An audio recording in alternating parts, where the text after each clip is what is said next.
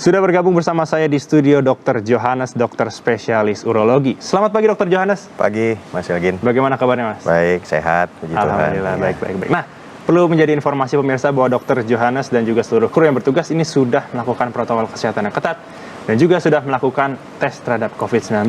Dr. Johannes, mungkin bisa langsung kita mulai di tema kita ini untuk kesehatan prostat. Sebenarnya fungsi dari prostat itu apa sih dok? Fungsinya itu sebenarnya tempat keluarnya sperma kan salah satunya dari feromon tanem ya, ada lubang di daerah uretra tuh, saluran kencing pada pria.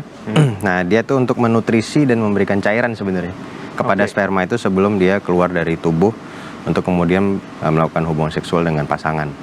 Baik. Dan mungkin apakah ini ada, mungkin kita bisa bicara mengenai penyakit-penyakit yang bisa muncul untuk prostat ini. Apakah ada beberapa penyakit dok? Biasanya sih seperti halnya wanita kan ada menopause ya. Kalau di laki-laki itu ketidakseimbangan hormon di testosteron itu yang mempengaruhi pembesaran daripada prostat itu. Jadi pembesarannya itu bisa hanya pembesaran yang kemudian bisa bersifat jinak atau ganas, malah kadang-kadang bisa dengan infeksi prostatitis. Gitu. Tapi kalau untuk perbedaan dari pembesaran jinak dan juga ganas ini apa dok biasanya?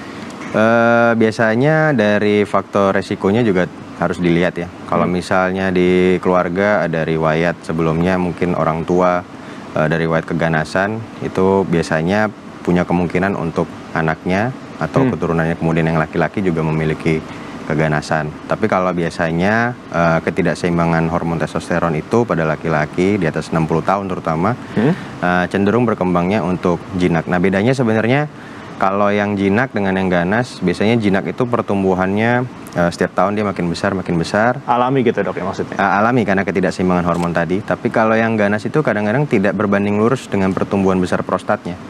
Gitu. Itu sih terutama perbedaannya di situ. Kalau untuk jinak dengan ganas. Kalau prostatitis biasanya infeksi.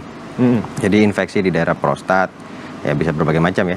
Seperti bisa juga dipengaruhi infeksi saluran kencing atau misalnya ada infeksi menular seksual juga bisa. Tapi kalau misalnya untuk tadi dokter sempat menyebutkan bahwa si prostat yang pembengkakan secara jinak ini salah satu faktor resikonya adalah adanya genetik. Genetik, betul. Ya, tapi kita akan membahas ini lebih lanjut usai jeda dok. Kita harus jeda sejenak. Pemirsa, jangan beranjak dulu karena Ayah Sehat akan segera kembali usai jeda.